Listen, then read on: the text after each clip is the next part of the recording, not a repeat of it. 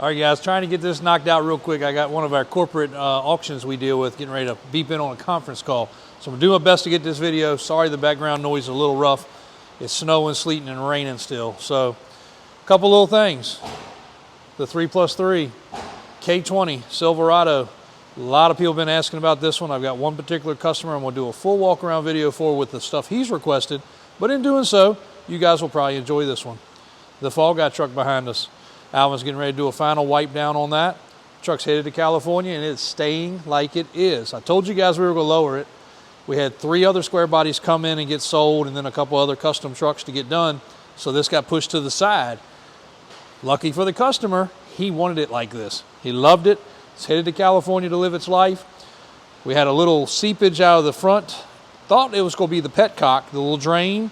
Turns out it was actually radiator. So I got a new radiator put in today. And it's still been a cool truck. I'll just show you guys real quick so we don't get off topic, but that's original interior, 80,000 original mile truck, original dash, original seals around the gaskets, original paint. It was the true Papa Grandpa truck. Turned out great. I mean, even that door, nice and crisp. All original truck that we added to lift wheels and tires. If you didn't see the build of this, it's kind of funny. It was one of the better edited videos that AJ put together, actually, where we took some time and I got in character and sweated my butt off, and everybody was part of it. So it turned out really good. And if you can't tell from my breath, it's cold in here, guys. The door's open. My uncle's in here actually working. Square body. 76. Now, a lot of you guys picked up on this, and we have some really good, attentive viewers that know a lot about trucks.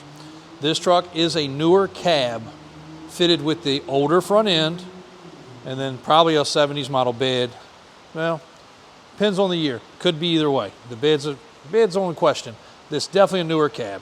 So this truck came in a pretty decent truck, but it had the normal little quirks to it. Just finished up doing some fuel system upgrades. If you guys watched the other video, you'll see now it has the proper throttle pull on it. It's a quick fuel carburetor. It has proper braided fuel line running down to the fuel pump. It's got a fuel pressure gauge. A whole lot of wires have been cleaned up. This is an air-conditioned truck, and the AC does work in this truck. A lot of redoing there, and I'll show you something. I think he saved it. I know he did, actually.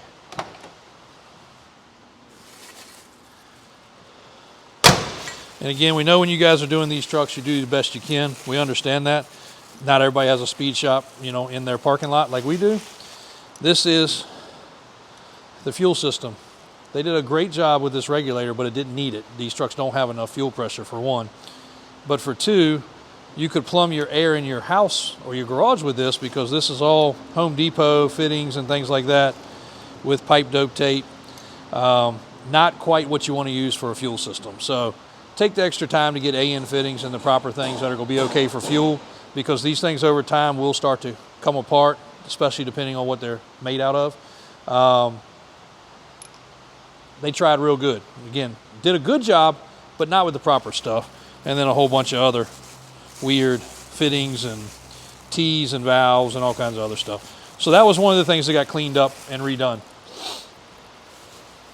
So you'll notice in the cab of the truck, we still have it apart. Who knows what a printle is? What's that, AJ says? You're facing it. Park, reverse, neutral, drive, prindle. That's what it says, right? Prindle. My T's and my D's. Speech impediment, I told you that. The little piece doesn't work, so we've got that coming. So this will actually move where it's supposed to and show you what gear you're in. Believe it or not, that's a big request. Even though it's pretty much the same on every vehicle, not everybody can do it. This truck got all the doors pulled apart, all the windows work, the locks work properly. Again, newer cab, older body style, kind of best of both worlds. Also got a fresh dash. Nice, crisp, proper color. We're putting the new piece on the bottom of the glove box. The glove boxes on these trucks have a plastic hinge, so we're replacing that. It was getting weak. Would not be too many opens and closes before it fell on the floor. Truck's got brand new 35s, sorry. 35 mud terrains with 17-inch wheels, method beadlock looking wheels. Another thing, while it was apart, nice fresh piece of stainless in there. And the dash vents are nice and tight now. This is the one it had. And as soon as you would have hit a bump with this truck, boom, boom, boom, boom, boom, boom, boom, boom, boom, you know, the typical, these things are never in the right spot. They never stay together. As you can see now, they're nice and tight. So, a little bit of reassembly. If somebody has a blue interior and you want to pick this up, it's free of charge. This is what was over top of the dash. And the dash was not as bad as we've seen before, but it was in pretty bad shape. But we don't do carpet covers. So we'll leave it in the truck. Somebody might want to use this just to keep the sun off of it. But the carpet's in good shape. The upholstery's good. It's a little bit old school. It's got the Chevrolet symbol made into the back seat. And you can see these vents are nice and tight now, like they should be. They're not going to move around on you. Aftermarket radio, but it's a retro double knob radio. It does work. It's not the greatest, but it does work. It does have a old school iPod plug. AJ can probably find us one to give you with that if you don't have one. Spray and bed liner in the back. We probably got a box of them over there. And it's a little dirty. We did not drive it in this nasty weather. We actually towed it, but still even towing it, it's still got some splash on it. And for moving it in the driveway, little scratch right here. Little scratch. Nope, that's not even a scratch. Down low, one last thing we've got to do after the few little cosmetics to this truck. Somebody rock guarded this area right here, and you can see the chipped up spots in a few areas. We are going to respray that. We've already got the color and paint matched, and we're going to respray that, clean that up a little bit. The rest of what you're seeing is just dirt. Actually has a very clean paint job. We did fresh dual tailpipes on this truck. One of the first things we did to this truck. This motor, we have a dyno sheet on it in the folder. This is a 496 big block, and it makes just under 500 horsepower. So it's not built to be a race car, but it is built well. AFR heads, quick fuel carburetor, intake. It's got kind of an old school look, but still a little bit of update. So compressor brackets and all were made to fit with the valve covers. They've done some really clean work to make all this stuff fit underneath the hood right. And Junior just finished up some of the finishing touches for us, and he's a connoisseur of these here trucks. So he knew what to do and did a good job. So she fires up, I'll fire it up, let you hear it run real quick.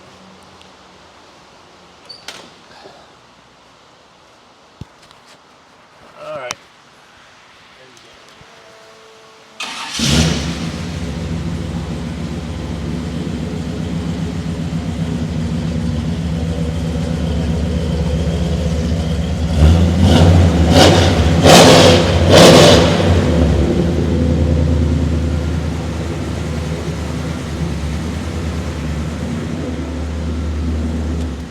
Again, not overkill, just enough to make some good horsepower, unlike the 200 horsepower this motor made from the factory. Voltage gauge works, oil pressure works, temperature works, and it even has a pretty neat, I just noticed this, check that out, AJ. It's got a digital gauge right there. Of course, the LED is going to flash all over the place, but that's an air-fuel mixture gauge. All the lights are working, the vents work top, bottom, like they're supposed to.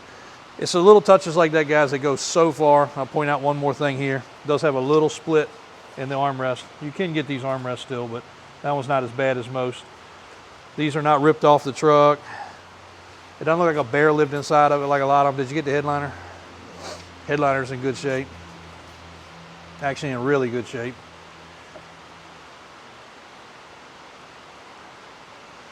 So even though we did not carry this truck to the $100,000 price point level, this truck, if you've been on the website, it's $69,000. Realistically, when we're done, it's going to be a great driver. Should be very dependable. I've driven this truck home twice. Hits the road fine, hits the highway fine. AC's nice. It was a warm day the one day I drove it. Heat works good. It's been cold. So I've had both extremes on that. By the time we touch up the bottom, get the gear shift indicator replaced, the Prindle, put the dash back on it, fix the glove box. That's pretty much a wrap on this one. And a good detail. It just needs a good wash. So, going to make somebody a good truck. Again, you heard it, sounds good, runs good, operates good.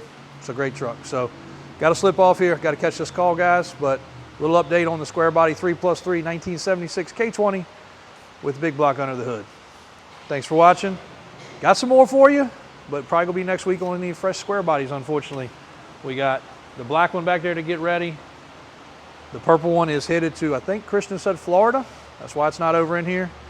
And we got a FaceTime with a guy on the Blazer tomorrow. We got a few things going on in here. And a lot of stuff going on in the big shop tomorrow. Hopefully we'll get some wheels polished, some other stuff cleaned up. Big Jeep rock crawler's leaving. That's the update for today, Wednesday. Cold, snowy, Richmond, Virginia.